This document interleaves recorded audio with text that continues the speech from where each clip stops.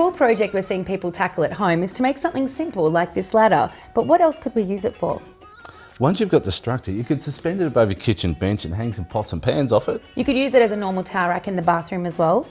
Or maybe you could put it in the patio or in the garden and grow some plants over it. Or maybe it's the beginning structure for a bookcase. This 6-piece PXE DIY project kit is the great kit to get started. It's got some great instructions inside, and it's also got a materials list too. And if you're looking at building your confidence in, say, a circus or an angle grinder, it's the perfect project for that. Don't forget, you can customise it as well to make it your own. We used copper pipes, but you use whatever suits your style. Let's watch the video now.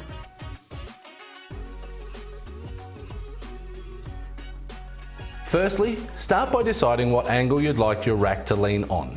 Hold it up against the wall and mark lines parallel to the wall and floor at either end. Because I know that I would like mine to be at a 15-degree angle, I'm going to use a protractor square to mark this angle. Now we need to measure and mark 300mm from either end and 400mm from these points.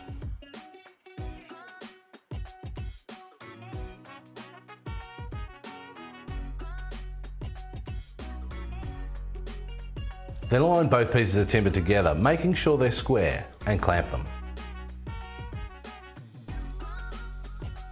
We're going to drill 8mm holes all the way through both pieces on both ends. As we're going to make it look as though the copper tube is one piece in the centre, we need to drill a couple of larger holes with a 25mm spade bit through both pieces.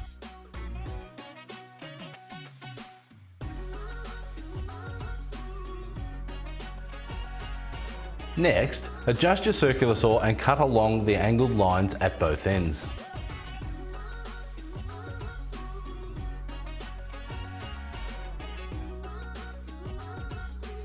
Unclamp the timber and lay them out so they oppose each other. Before we move forward, now is the time to personalise your towel rack with some paint, stain or varnish. Remove all the rough edges, pencil markings and give it a good once over.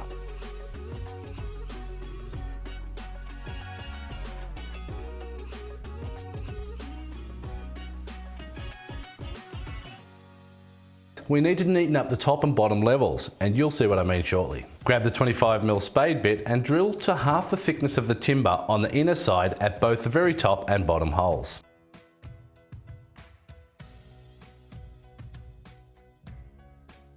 Before you start cutting the tubing and rod, make sure you have a cutting guard fitted to the angle grinder. For safe usage and tips, check out our angle grinder tool tips.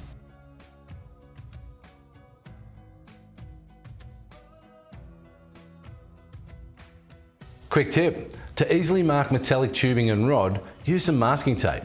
As we all know, it can be tricky to draw a straight line all around a cylinder.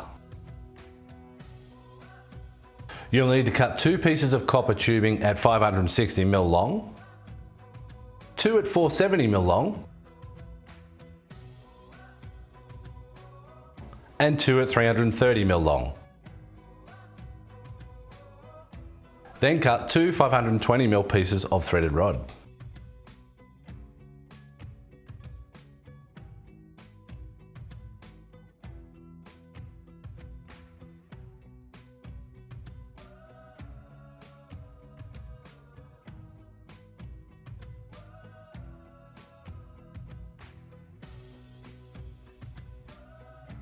Lay all of your pieces on the floor or on your workbench if it's big enough.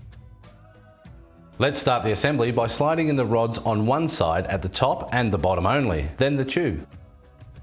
Give it some encouragement with a mallet if needed.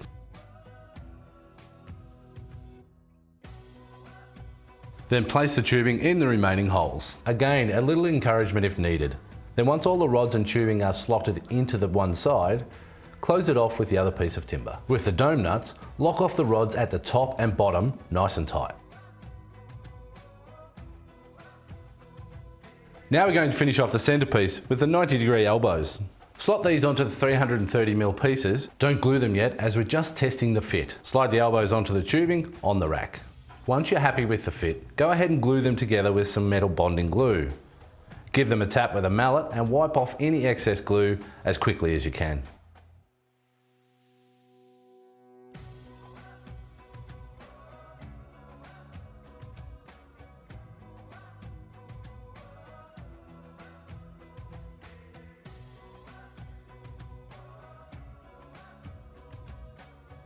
And there you have it. And you can show your creative side by choosing your own materials and customizing your project. And there's heaps more DIY videos on our YouTube channel.